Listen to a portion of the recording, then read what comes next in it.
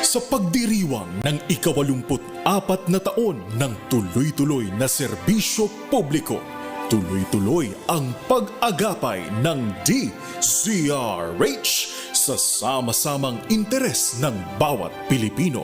Ngayong selebrasyon ng kauna-unahang radyo sa Pilipinas, hangad namin ang pag-angat ng bawat isa.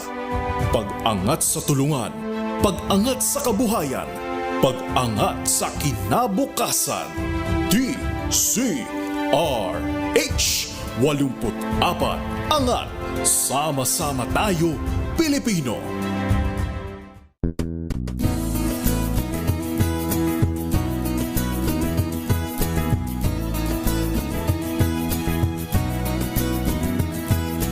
May kabuluhan ang bawat umaga. Sa pagsisikap mo, may kaagapay ka. Tama ang pulso ng pusong Pilipino.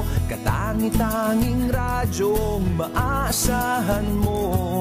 Tatak ng serbisyong Pilipino, ang kauna-unahang radyo, DZRH. Subok na sa balita, DZRH. Haligi ng katotohanan, DZRH. Ang makabagong bayanihan, serbisyong tapat sa iyo, DZRH. Subok na sa balita, haligi ng katotohanan. Makabagong bayanihan, serbisyong tapat sa iyo, DZRH. Miyembro ng KBP, kapisanan ng mga broadcaster ng Pilipinas.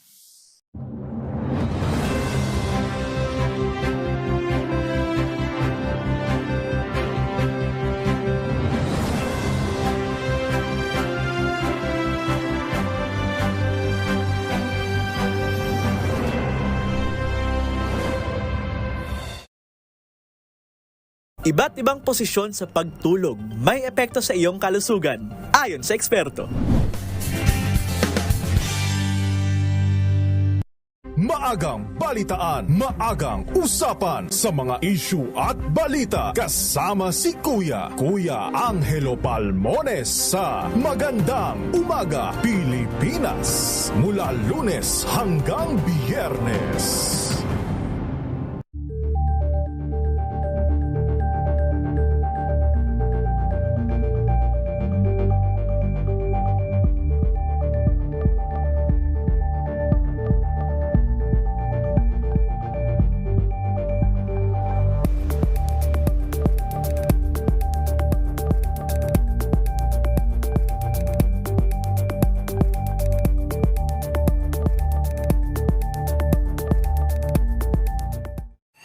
Mga balitang gigising sa inyong umaga. Mga balitang kailangan mong malaman. Mapapakinggan sa ACS Balita sa 2x2.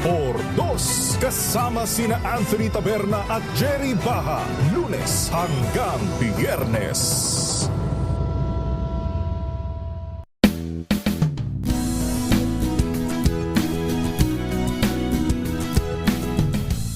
Tambalang Anthony Taberna at Jerry Baha ang gigising sa inyong umaga dahil lalatay ang humahagupit na diskusyon at komentaryo. Lunes hanggang Biyernes sa 2x2. Pangongonsensya, hindi epektibong paraan ng panghihikayat, ayon sa pag-aaral. Alamin ang mga maiinit na isyung pambayan, mga balitang kailangan mong malaman, usapin sa pamahalaan, politika, ekonomiya at kabuhayan. Ito ang mga dapat mong malaman, pakialaman at pag-uusapan dahil kayo ang tinig ng mamamayan dito sa Damdaming Bayan. Live sa DZRH Radio, DZRH TV at DZRH Digital. Kasama sina Lakay, Deo Macalma Balita at Elaine Apit. Araw-araw, Lunes hanggang Biyernes. Damdaming Bayan.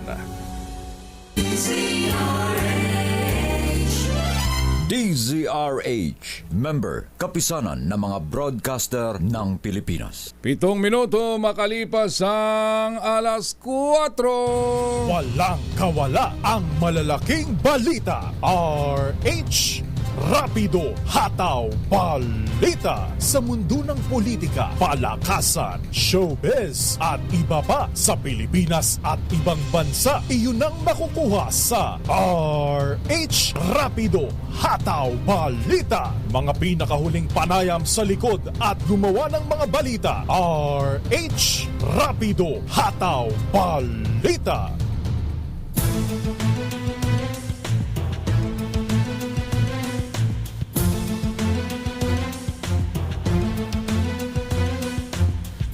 Unang Sabado ng buwan ng Pebrero. February 3. Luzon, Visayas, Mindanao. Siyempre kasama na ho yung ating mga kababayan na nasa ibayong dagat. Ako ho si Raymond Advance, inyong mga kasama sa mga susunod na oras ng balitaan. Sa ulo ng ating mga balita, malakihang taas presyo sa petrolyo kasado na sa ikalimang magkakasunod na linggo. Presyo ng galunggong bababa na sa mga susunod na linggo ayon naman sa BIFAR. UN Rapporteur Irene Khan, pinalulusaw ang NTF-ELCAC, tablado naman sa National Security Council. Decriminalization ng libel sa bansa inihirit din ng UN Rapporteur. Senador Bato de la Rosa handang magpapugot kung si VP daw ay utak ng tukhang. Panukala ni Pangulong o dating Pangulong Duterte na ihiwalay ang Mindanao sa Pilipinas, tablado sa mga lider ng BARM.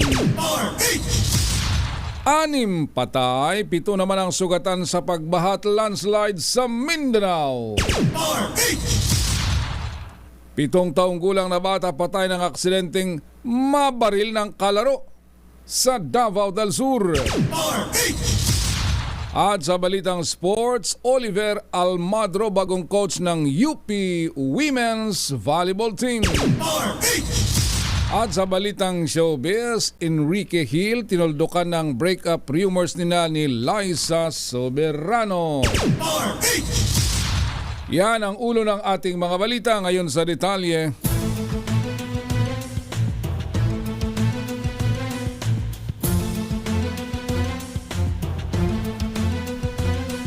Paring Joel Mendoza, 10 minuto na makalipas ang alas 4. Para sa lahat ng ating mga motorista, para sa atin ito. Sa ikalimang magkakasunod na linggo, kasado na naman ang malakiang taas presyo sa mga produkto ng petrolyo. Ayon kay Rodela Romero, Assistant Director ng Department of Energy Oil Industry Management Bureau, posibleng tumaas ng 75 hanggang 95 centavos kada litro ng gasolina sa araw ng Martes. Maaari namang magmahal ng mula 1 peso and 50 centavos hanggang 1 peso and 70 centavos ang kada litro ng diesel at mahigit piso rin ang kerosene. Sinabi ng DOE na bunsod ng panibagong big-time oil price hike ng kaliwat ka ng drone attacks ng mga pasilidad ng krudo sa Russia. Itinulak din nito ang panukalang palawigin ng 2.2 million na bariles na tapyas produksyon kada araw ng Organization of the Petroleum Exporting Countries o OPEC hanggang sa unang quarter ng taon.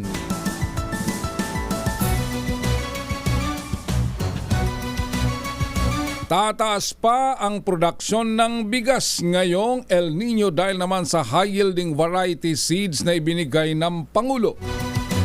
Ito naman ang pahayag ni National Irrigation Administration Administrator Eduardo Guillen sa DZRH ukol sa nagiging pangamba sa supply ng bigas kaugnay ng El Nino. Ayon kay Guillen, nagtutulong-tulong ng iba't ibang mga ahensya ng gobyerno upang maagapan ang problemang hatid ng El Nino, kabilang na rito ang pagbibigay ng patubig sa mga magsasaka. Natukoy na rin nila ang mga vulnerable areas sa tagtuyot kahit agad nakapagbigay ng tulong at solusyon sa mga magsasaka. Doon sa aming datos, tataas pa po yung ating production ng rice ngayong El Nino kasi po yung ibinigay ni Pangulo sa amin ng mga seeds ngayon, yung mga high-yielding variety. So halimbawa, sabihin na natin na mayroon kaming hindi mapatubigang mga 20%, 15%, ay halos dodoble naman yung ani ng mga nagsasaka natin na nabigyan ng hybrid rice. So, ma-offset po natin yung kakulangan. Si Engineer Eduardo Guillen, ang Administrator ng National Irrigation Administration. Inaasahan naman daw ang pagbaba ng presyo ng galunggong sa lokal na merkado dahil sa pagtatapos ng closed fishing season. Ayon kay Before spokesman Nazario Brihera, muling binuksan ang fishing ground sa northeastern Palawan noong February 1 matapos ang 3 buwan. Tataas pa ang lokal na supply ng galunggong sa mga susunod na linggo na magpapahupa sa presyo nito. Sa monitoring ng Department of Agriculture, naglalaro sa 200 hanggang 330 ang kada kilo ng galunggong sa mga palengke sa Metro Manila.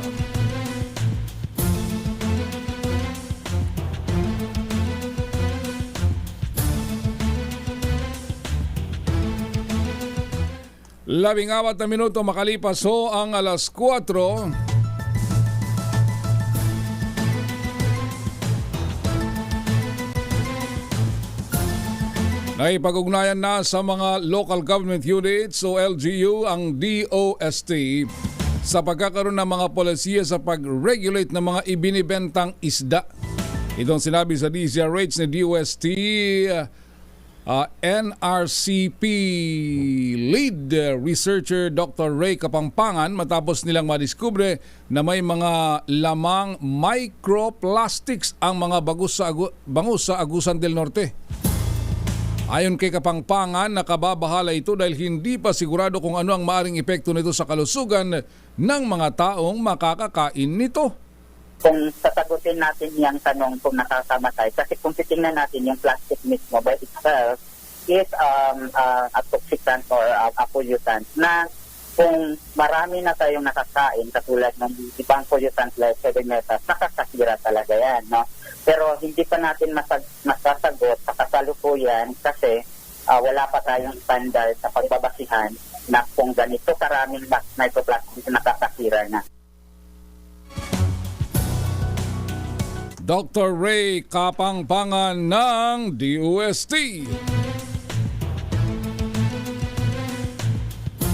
Ligtas pa rin naman daw kainin ng bangus ayon sa Bureau of Fisheries and Aquatic Resources.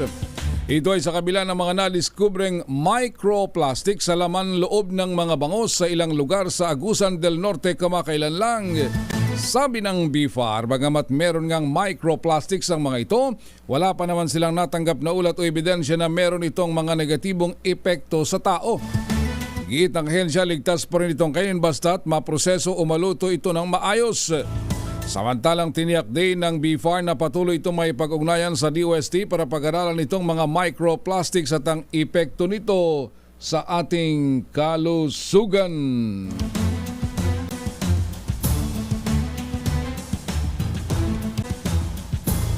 Labing-anim na minuto makalipas ang alas 4. Pinalulusaw ni UN Special Rapporteur Irene Khan ang National Task Force to End Local Communist Armed Conflict o NTF-ELCAC. Ayon kay Khan, outdated na ang NTF-ELCAC na binuo noong Disyembre 2018 ni dating Pangulong Rodrigo Duterte. Ipinunto niyang hindi na ito angkop ngayon dahil bukas na ang administrasyon sa usaping pangkapayapaan sa mga komunistang mga rebelde. Inirekomenda rin ng rapporteur sa gobyerno na maglabas ng executive order laban sa red tagging at eksaktong paliwanag ano ang red at terror tagging. Sa pag-usap niya sa mga civil society groups sa bansa, ibinayag ng may ito ang pangamba sa red tagging partikular na mula sa NTF-ELCAC. At sa kaugnay ng balita, tablado naman sa National Security Council o NSC ang hirit ni UN Special Rapporteur Irene Khan na buwagin na ang NTF-ELCAC. Punto ni NSC Advisor Eduardo Anyo, matagumpay ang kampanya ng gobyerno laban sa mga komunistang terorista sa magitan ng whole of nation approach ng NTF-ELCAC. Hindi niya makatutulong ang mungkain ni Khan lalo't hindi pa ganap na napupuksa ang lahat ng komunista sa bansa. Ayon pa kay Anyo, may 11 pang maliliit at mahinang guerrilla front ang NPA na layong gibain ang demokrasya sa Pilipinas.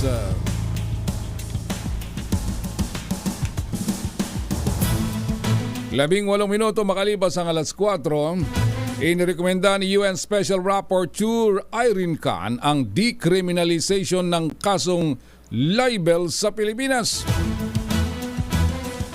Sinabi ni Khan na layo nitong hindi magamit ng mga nasa kapangyarihan ng libel para sikilin ang pamamahayag. Binanggit ni Khan ang anyay deadly effect ng Cybercrime Prevention Act of 2012 sa mga mamamahayag at chilling effect nito sa freedom of expression at media freedom. Ayon sa UN Rapporteur, hindi dapat nagagamit ng mga nasa kapangyarihan ng resources ng gobyerno para protektahan ang kanilang sarili habang walang proteksyon ang mga journalist.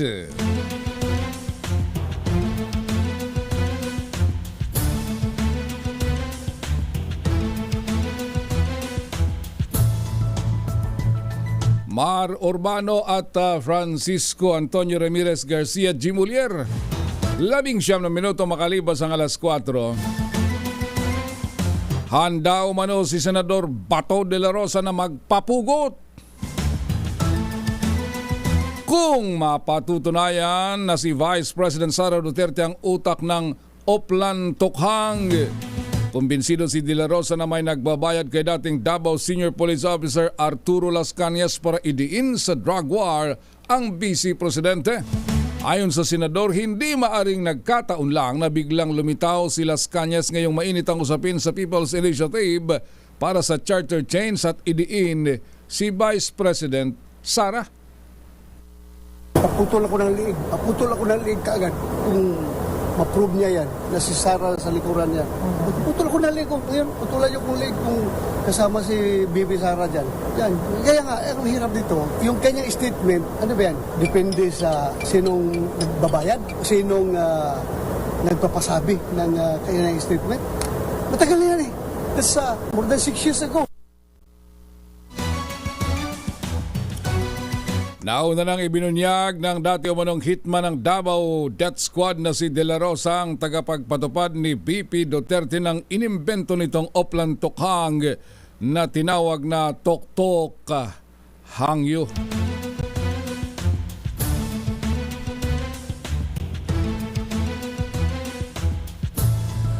Tinutulan ng Bangsamoro Autonomous Region in Muslim Mindanao o BARM ang panawagan ni dating Pangulong Rodrigo Duterte na ihiwalay ang Mindanao sa Pilipinas.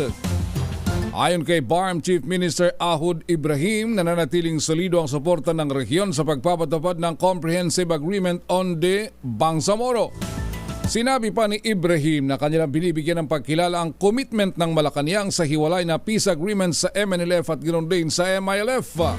Kasabay nito nanawagan ang Chief Minister ng BARM sa mga mamamayan na patuloy na suportahan ang peace process at ang kasalukuyang administrasyon.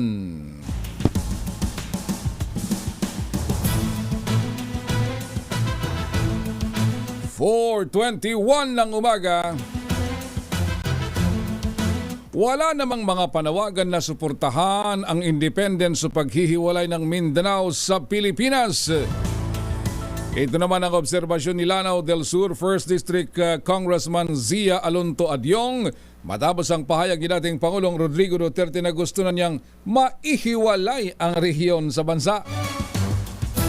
Ayon kay Adyong, natuldukan ng issue sa independence ng Mindanao noon pang 1980s nang pumayag ang secessionist groups na MILF at MNLF sa gobyerno na i-tone down ang panawagang independent state.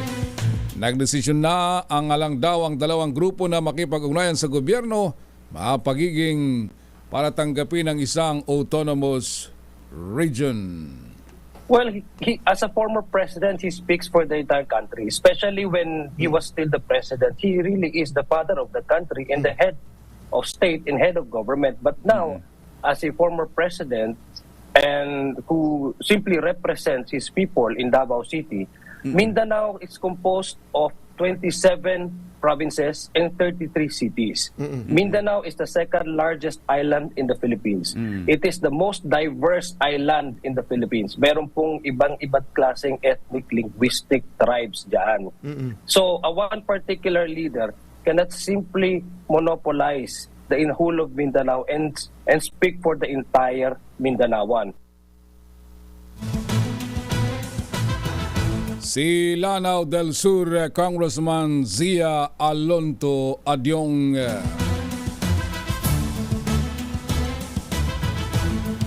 Sinuportahan ng lakas CMD majority block sa Kongreso si House Speaker Ferdinand Martin Romualdez. Pinirmahan ng mga miyembro ng partido ang manifesto sa harap ng maugong na impormasyon na nanganganib ang trono ni Romualdez dahil sa kontrobersyal na signature drive sa charter chains.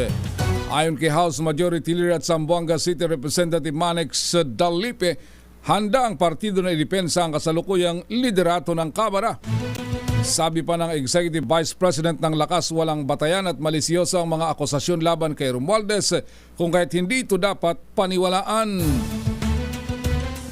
Kabilang sa mga lumagda sa Manifesto of Support si dating Pangulo at ngayon ay Pampanga Representative Gloria Macapagal Arroyo na nagkaroon din ng iringan kay Speaker Romualdez.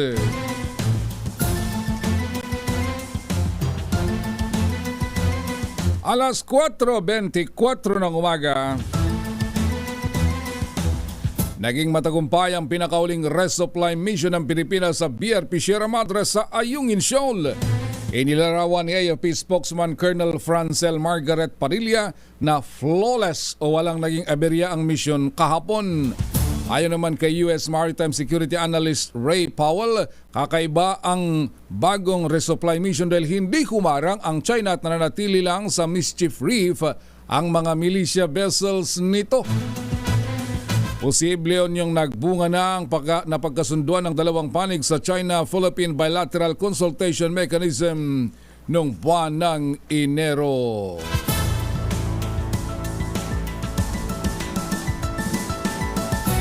Magtatalaga na ng mga panibagong opisyal ang Department of Finance.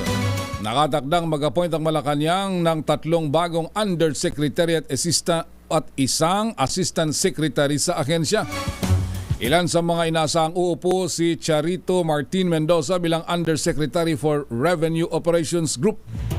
Si Rolando Tongpalan na isa choice ni Finance Secretary Ralph Recto bilang Undersecretary for the Fiscal Policy and Monitoring Group. At si Joben Balbosa naman ang isang Undersecretary for the International Finance Group. Samantalang isang CPA lawyer na si Alan Quebral ang nakatakdang maging Assistant Secretary ng DOF.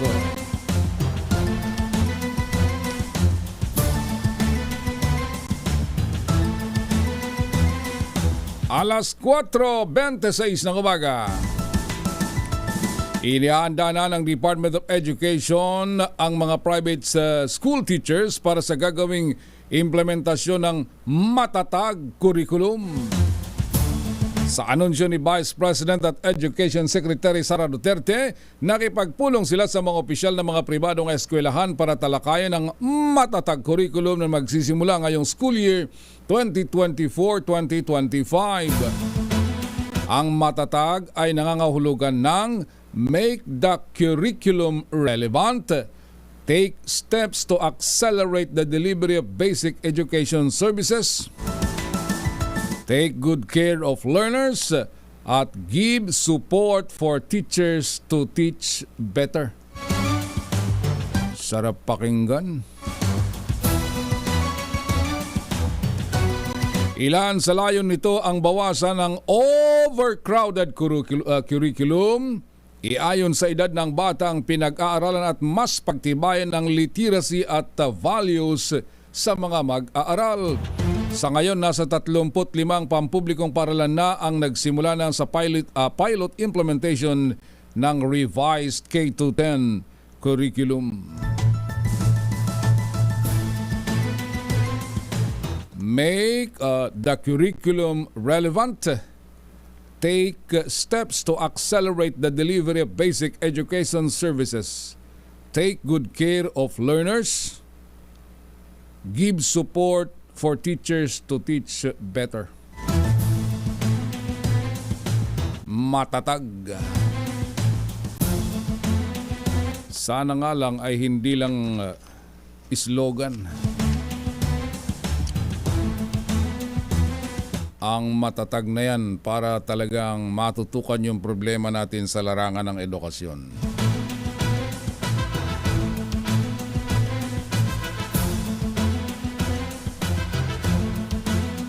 Panauwing pandakal naman si Bulacan 6th District Congressman Salvador Cador Pleito sa formal na pagbubukas ng Education District 6 Athletic Meet sa bayan ng Santa Maria. Ginawa ang seremonya sa Fortunato F. Halili National Agricultural School sa Barangay Goyong. Sa kanyang talumpati, pinasalamatan ni Congressman Pleito ang mga guro sa pagsisikap na tuklasin ang kakayahan ng mga mag-aral sa larangan ng palakasan. Partikular na tinukoy ng mambabatas ang mga teachers na nagtitraining sa mga estudyante para maging mahusay na atleta. Nangako naman si Congressman Pleito na patuloy na susuportahan ng mga paaralan at mga student athletes para lalo na ang mga may potensyal na sumabak sa mga malalaking kompetisyon sa bansa at ganun din sa abroad. Tama yan, Kong Ador, dahil yan ang problema sa ibang maraming lugar sa bansa. Kaya pagdating sa pilian ng mga atleta, daming pinanghihinaan ng loob dahil kahit sila ay mapili sa kanilang distrito, hindi sila umaangat sa provincial level or even from the provincial level, hindi sila umaabot sa regional level at sa palarong pambansa dahil kulang na kulang sa suporta. Yung ilang mga prinsipal, paumanhin ho, pasintabi sa ating mga prinsipal na masisipag. Yung ibang mga prinsipal, mga district superintendent, mga kung ano man dyan, ang inuuna nila ang sarili nila kaysa yung mga atleta nila. Napatunayan na yan. Diba, paring Billy Vegas? Musta ang yung anak na naglalaro pa bang yung anak ng taekwondo? Wala, may ganyan talaga. Sana pag kulang-kulang na suporta sa ating mga atletang mga nag-aaral. Merong nangyari dyan sa Cagayan, napakagaling tumakbo. Sprinter, ika nga, pang 100 and 200 meter dash. Nung umabot sa provincial level, nagpatalo na lang. Sabi ng mga teachers na, ba't ka nagpatalo? Ma'am, wala naman akong pera para pumunta sa palarong pambansa. Ibigay ko na lang sa iba. Baka mas kaya nilang gumastos. Yun, no? Walang motivation. Bakit? Ay wala Mahina yung mga nakapalibot sa bata. Kulang ng support. Nagkaroon naman ng palarong pambansa sa Tagum. Lately, a few years back, Tagum, Davao del Norte. Mga atleta ng Region 4A, itong yung Calabarzon, ang ginawa nila, isinakay sa barko from Manila, dahil wala nang diretsyo ng Davao, bumaba sila ng Butuan. Then from Butuan, nag-bus sila to Davao City, then to Tagum. Ilang oras yun, parang 8 to 10 hours yata biyahe ng bus. So nagbarko na, overnight, 2 araw sa barko, tapos Isang araw na biyahe sa bus. Pagdating sa Tagum, kinabukasan, laro. Anong asahan mo sa mga bata? Di olats. Pero yung mga opisyal ng DepEd, naka-eroplano lahat sila. Inarkila na yata yung kalahati ng eroplano. Pero yung mga atleta nila, yun, pinasakay lahat sa barko.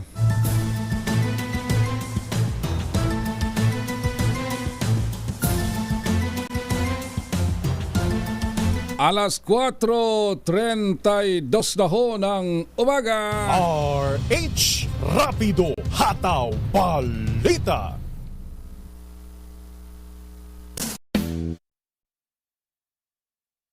Tuloy-tuloy ang papremyo dito sa MBC. Ito na ang bagong taon, bagong milyon 2024. Libo-libong piso ang ipamimigay sa 8 weekly draws. At sa grand draw, may pagkakataon kang manalo ng 1 million pesos. Bagong taon, bagong milyon 2024. Bumuhunan ng iyong mga entries. Ilagay sa isang malinis sa papel ang iyong name, age, address, phone number at pirmahan. Kalakip ang alinman sa mga required proof of purchase o POP ay ilagay ito sa loob ng white legal size envelope. Sa labas ng envelope, ilagay ang bagong taon, bagong milyon 2024. Ang POP na ginamit at ang MBC radio station sa iyong lugar.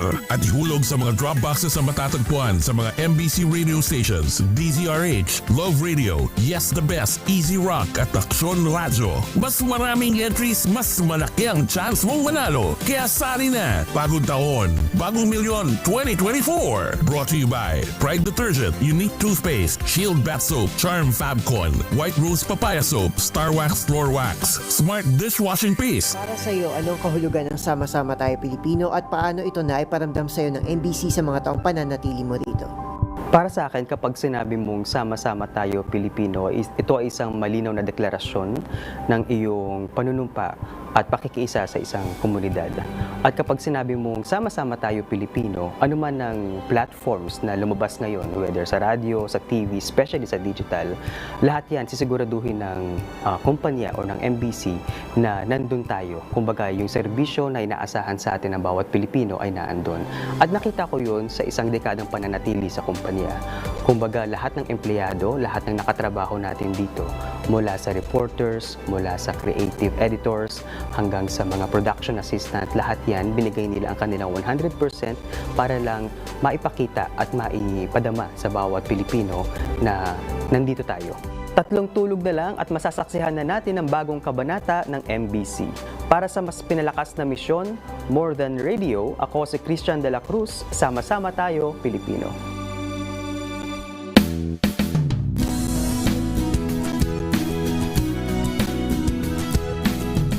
Bawat issue ay hihimayin at malalimang aaralin. Na iwan natin ang intelligence sa experts dun sa intelligence agencies ng gobyerno. Walang kontrobersyang palalampasin. Walang tanong na hindi sasagutin. So needless to say, sir, kasali pa rin ang Smart Natin. One-on-one, kasama ang mga politiko at mismong mamamayang Pilipino. Samahan niyo po ako tuwing linggo para alamin ang bawat katotohanan sa likod ng kontrobersya.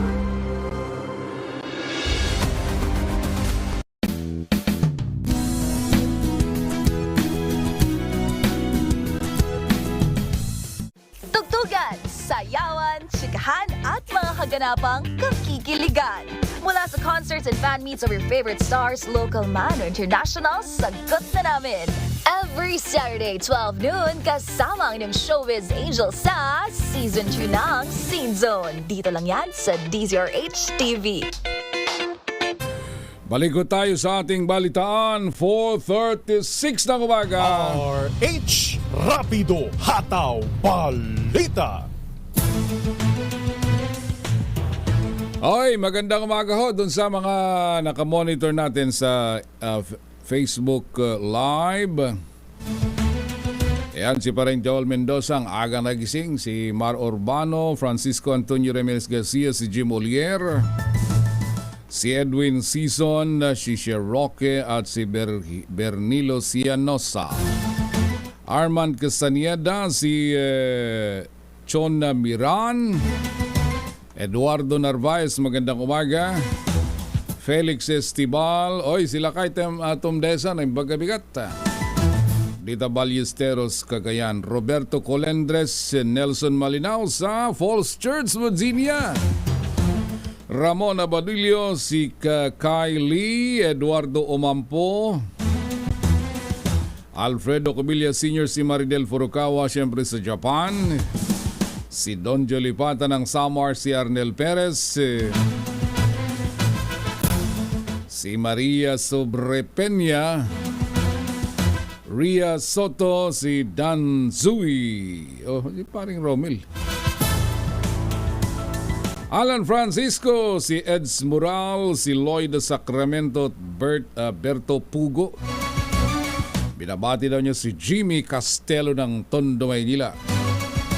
Lucy Yap, Mike Montero, Mario Salador, Sofia Mateo at Norberto Ferrer. Good morning sa Mindoro. Malu Bacani, Efren Bulusan, Leo Magleyot, Raymer Dalumpines at Susana Box. Isang wanted sa kasong rape sa Dasmariñas City. Arestado ng mga tao ng Cavite Police. Noche Kaka sa detalye ng balitang ito, Noche. Raymond, pinusasan ng Cavite PNP ang lalaking most wanted person ng Calabarzon.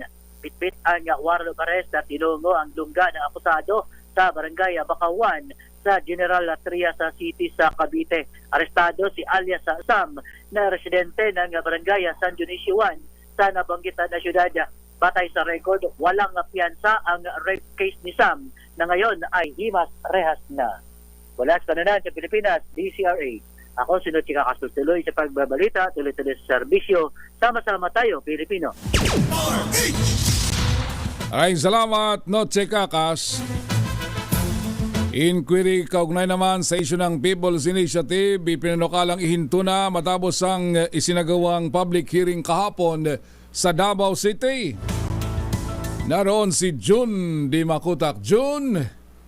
Matapos ang more or less 3 oras na public hearing kaugnay sa Committee on Electoral Reforms and People's Participation na ginanap sa Davao City, narinig ni na Senators Amy Marcos, Bongo at Bato de la Rosa ang iba't ibang sumbong ng mga pinatawag na mga barangay leaders at mga residente batay sa kanilang mga affidavits kaugnay sa usapin ng signature campaign o People's Initiative. Sa kalagitnaan ng public hearing, lumalabas na ang PBA party list ang di manoy nasa likod ng pagpapaikot ng signature campaign sa Davao City kung saan hayagang binanggit ito ng mga barangay captains at ng kanilang mga tauhan. Concern naman si Senator Christopher Bongo na huwag pagsamantalahan ang kahinaan ng ating mga kababayang mahihirap, lalo na ang mga no read no write. Habang si Senator De La Rosa na may ipinanukalang ipatawag ang mga pangalang binanggit ng mga tao na nasa likod ng pagpondo sa nasabing People's Initiative sa Davao City. Sa bandang huli, nang akma nang isasara ni Senator Amy Marcos ang public hearing, isang panukala ang inihabol ni Agdao Centro Barangay Chairman Rene Estorpe na ayon sa kapitan, sana'y tuluyan ng tuldukan ang inquiry ng People's Initiative dahil sa mayroon pa umanong mga isyong dapat matutukan ang Senado katulad na lamang ng bahang dinaranas sa Davao Provinces. Sinang-ayunan naman ito ni Senator Amy Marcos dahil sa umano'y nasasayang nga ang panahon at pondo na dapat ay inilalaan na lamang sa ibang mahahalagang programa at proyekto para sa tao. Sa ambush interview ng mamamahayag kay Senator Amy Marcos sa Davao City, ito ang kanyang mga sinabi. Pero in the meantime, kung sila ay humihingi ng ceasefire, ako naman ay humihingi na ibasura na nila ito. Sabi nga nung isang kapitan kanina, si Kapitan Estorpe, tigilan na natin to, sayang ang pera, sayang ang panahon. May mga tunay na problema ang Pilipino. Ang mahal-mahal ng bilihin. Dito sa Davao, baha-baha, hindi makapunta yung mga taga-tagum, ang mga taga-oriental, occidental, walang makatawid. Labis-labis ang kalamidad.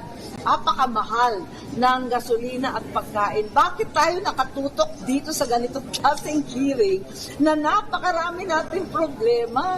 Naku talaga naman, sa palagay ko, pamilyang Pilipino, hindi ito ang pinag-aabalahan. Sabi nga nung survey, 1% lang ang nakatutok sa Chacha. Baka kami na nga yun.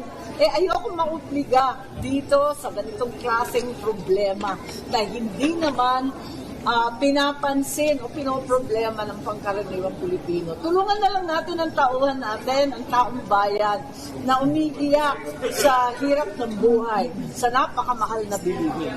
Mula sa kanunahan sa Pilipinas, DZRH, ako si RH19, June Di Makutak, tuloy-tuloy sa pagbabalita, tuloy-tuloy na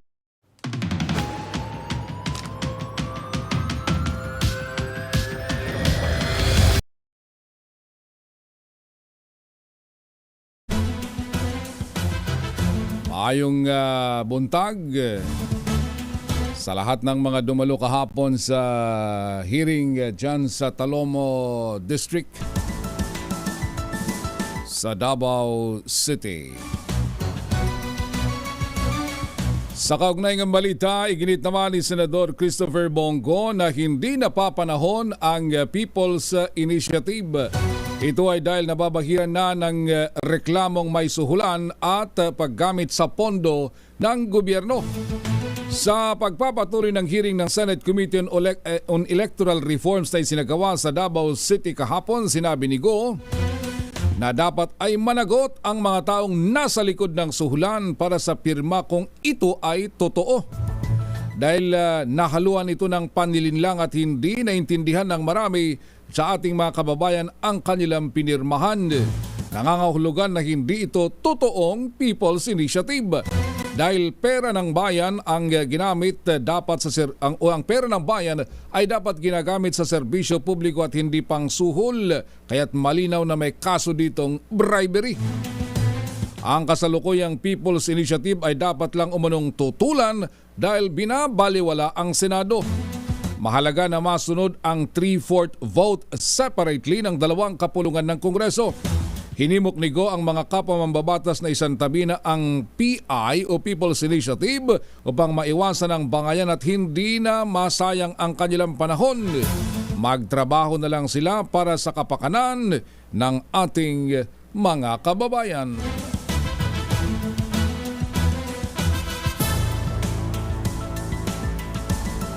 Alas 4:44 na hunang umaga. Isang lalaki naman na may na-wanted sa kasong rape. Arestado ng mga tauhan ng pulisya sa Limay, Bataan. Danny Kumilang sa detalye ng balitang yan, Danny.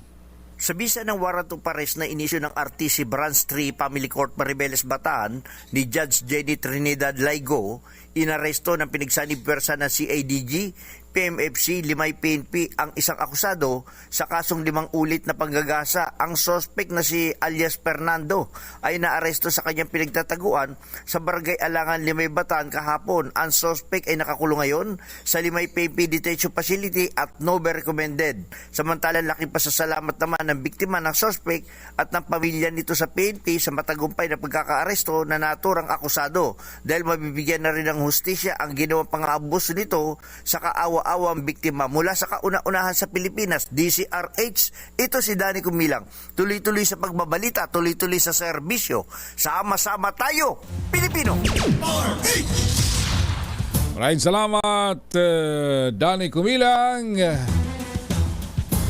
Magandang umaga kay Bukal Rod Ison dyan sa lalawigan Hunang Bataan. Nagbukas na ba uli yung ating restaurant dyan, Bukal? Isang ginang naman nasangkot sa bentahan ng iligal na droga. Arestado sa mga tauhan ng pulisya sa Bani, Pangasinan. Freddy Fajardo sa detalye ng balitang ito. Freddy! Huli ang isang ginang nahibalyo individual sa bypass operation ng PNP sa bayan ng Agno. Sa ulat ni Agno, OIC Chief of Police Major Dennis Cabigat, alas 10 ng umaga kahapon nagsagawa ng bypass operation sa poblasyon ng nasabing bayan ng kanyang mga tauhan sa Drug Enforcement Unit laban sa high value individual drug personality kung saan isa sa mga pulis ang nagkunyaring buyer gamit ang 500 pesos na mark money. Nakabili na isang pasiksisi ng Cebu sa suspect na kinilalang si Ilalim Marlene Valdez Cañedo, 32 anyos, may asawa, residente ng Barangay Bangan Uda ng naturang bayan, at nang magkapalitan na ng pera at droga, agad itong inaresto. Nasamsam pa sa suspek ang 3 pang plastic sachet na naglalaman ng hinihinalang shabu na may kabuang timbang na humigit kumulang sa 1.7 grams at may street drug price na 11,560 pesos. Nakuha ng pa rin ito na sa pang plastic sachet ng naglalaman ng pinatuyong dahon ng marijuana na tumitimbang ng 0.08 grams at may halagang 108 pesos. Nasa kustodiya ngayon ng Agno Police Station si Cañedo at naharap sa kaso ng paglabag sa Republic Act 9165 Comprehensive Dangerous Drug Act of 2002. Mula sa Action Radio Pangasinan, ito si Freddy Fajardo, RH38, tuloy-tuloy sa pagbabalita, tuloy-tuloy sa serbisyo, sama-sama tayo Pilipino. Maraming salamat, Freddy Fajardo mula sa lalawigan ng Pangasinan. Magandang umaga, sabi ni Risa Esposo ng Zamboanga City. Buenos dias, Zamboanga. Rogelio Losura sa Quezon City, si Ligaya Supan dyan sa Malabon. Ray Viñas from Iriga City. Marhay na aga. Si Roger Bruno. Neri Gramonte sa Tondot, si Aldi Idorot from Caloocan. Si Victor Anacion dyan naman sa Gumaca, Quezon. Beth Etok ng Surigao del Sur. Sana hindi rin baha dyan sa inyo gaya ng ibang mga lugar sa Davao de Oro, ano? Marlita Serna, si Annalyn Lang from Offenburg, Germany. Ano ba yung good morning? Si Arturo Comilio, ayan, good morning. Gracias, sabi ni Risa. 4:49 ng umaga. Suportado ng Department of Social Welfare and Development ang DSWD ang isinusulong na pagtanggal na sa purchase booklets ng mga senior citizens. Isinusulong ni Axia Yes Party List Representative Erwin Tulfo na alisin na ang booklet at gamitin na lamang ang Senior Citizen ID para sa pagkuha ng mga discount sa mga bilihin. Sabi naman ni DSWD Secretary Rex Gatchalian, pinag-aralan na nila ang bisa ng booklet na ito at nakita nila ang mas nagiging sagabal pa ito sa mga may edad na lalo na kapag nakalimutan nila itong madala. Totoo yan. Samantalang iminungkay naman ng DSWD Program Management Bureau sa mga establishmento na gumamit na ng technology-based na sistema para mapadali ang pamimili ng mga seniors. Kaya kung minsan ang hirap tingnan yung mga senior citizen kung minsan pupunta sa mga butika, daming daladalahan. Kung tama nga naman, kung ID na lang kaya, ba't kailangan pa yung booklet? Baka pwedeng pag-aralan na sa lalong madaling panahon ho. Pabor na pabor ho yan sa ating mga senior citizen. Magandang umaga kay Attorney Romy Makalintal. Ang nagtatanggol sa mga seniors. 10 minuto na lang ho bago mag-alas 5. Nagbabadyang tumaas naman ang kaso ng dengue sa bansa ngayong panahon ng El Nino. Oh, bakit? Pag, di ba? Ang dengue dapat tag-ulan. Sabi ni DOH Undersecretary Eric Tayag, isa rin ang dengue cases sa mga indicator diseases na nagsasabi sa kanila na talagang nagsisimula na ang panahon ng El Nino. Sabi rin ng DOH na nakapagtala ito ng 16% pagbaba ng kaso sa bansa dahil sa kanilang isinagawang 5S strategy o ang search and destroy mosquito breeding sites, self-protection measures, seek early consultation, yes to fogging at start hydration. Una rito sinabi ng Pag-asa na maaaring magpapatuloy ang El Nino hanggang buwan ng Abril ngayong taon. Kala ko talaga panahon ng tag-ulan ang dengue. Sa bagay, walang ligtas sa panahon na ito eh. Nagbabala naman ang Food and Drug Administration sa pagbili ng mga unregistered na katol. Ba? May ganun ha? Naglabas ng abiso ang FDA laban sa Gold Deer Good Quality Black Mosquito Repellent Incense o Jasmine Scent at Lion Tiger Regular Size Lavender Mosquito Killer Scented Coils. Sabi ng ahensya, walang valid na Certificate of Product Registration o CPR ang mga produktong ito. Ayon sa FDA, dahil hindi ito registered sa FDA, hindi nila matitiyak ang kalidad, bisa at kaligtasan ng mga katol na ito sa kalusugan ng tao.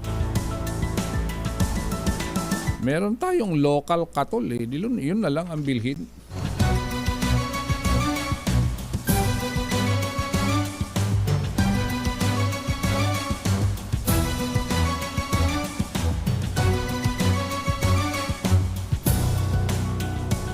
Meron pang 7 minuto bago mag-alas 5, pinaimbestigahan ni Senador Raffy Tulfo sa mataas na kapulungan ng mahiwagang pagkawalan ng beauty queen ng Batangas na si Catherine Camilon. Ang kahilingan ay pinabot ni Tulfo sa magitan ng inihain nitong Senate Resolution 913. Ayon sa mambabatas, sadyang nakababahalang nangyari kay Camilon, lalo pat isang opisyal ng Philippine National Police ang itinuturing na utak sa kanyang pagkawala. Ang tinutukoy ni Senator Tulfo ay si dismissed Major Alan De Castro na nasibak na nga sa serbisyo. Batay sa investigasyon, may relasyon sina Camilon at De Castro. Ang beauty queen ng Batangas ay huling namataan sa isang mall noong October 12 ng nakalipas na taon bago siya mawala na ng tuluyan. Damay na naman, paring Juban Atienza, ang Philippine National Police. Magandang umaga kay Colonel Allen Lee Bauding, ang Provincial Director ng lalawigan ng Isabela. O Isabela Provincial Police Office. Yan. Naimbag nga bigat. Good morning kay si Annalyn lang pala is sabi niya good morning dito sa Pilipinas pero good evening doon sa Germany. Ayun gabi. Si Buena Agua Roberta sa Bicol. Marhay na aga sa Bicolandia. Sabi niya si John Beltran dyan sa Valenzuela. Nestor Carandang from Las Vegas, Nevada. Dyan si Kiko. Las Vegas, Nevada. Good morning, sabi niya. Pero pag doon yata, hapon din o gabi. Doon sa Las Vegas. Meron pang 5 minuto bago mag-alas 5. Umakyat naman na sa 4 ang namatay habang 5 ang sugatan sa sumabog na paggawa ng paputok sa Cabuyao, Laguna. Kinilala ng Police Regional Office 4A ang nasawing sina John Ronald Gonzales de Duro, 23 anyos, si Marvin Lamela Ocom, 27 anyos, Ricardo Olik, 51 anyos at Bebot Raimondudia, 44 anyos. Natagpuang sunog ang katawan ni Deduro at Ocom nang naapula ang sunog sa Diamond Fireworks sa Barangay Biga habang sa ospital na nasawi ang 2 iba pa. Bagamat may permit, hindi ito unang pagkakataon na nasunog ang nasabing pabrika.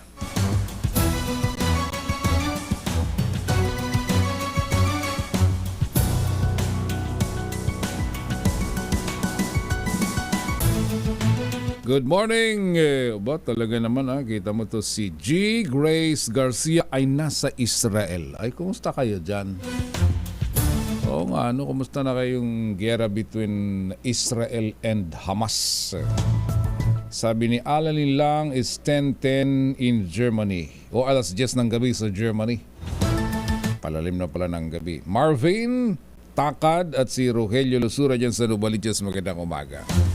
Standby ho sa karagdagan pa ang ating mga balita ngayong araw ho ng Sabado at 3 sa buwan ng Pebrero. Susunod na palatuntunan, makakasama natin ang ating paring Romel Fertes. Ako pa rin ho si Raymond Dadpaz. Salamat! Pero bago tayo magpaalam, nabalitaan mo merong nilulutong bago ang Manila Broadcasting Company. Ay abangan ho natin sa mga susunod na araw. Siyempre kasama pa rin dyan ang DZRH, ang DZRH TV at ating mga kapatid sa iba't ibang mga FM stations. February 6 na!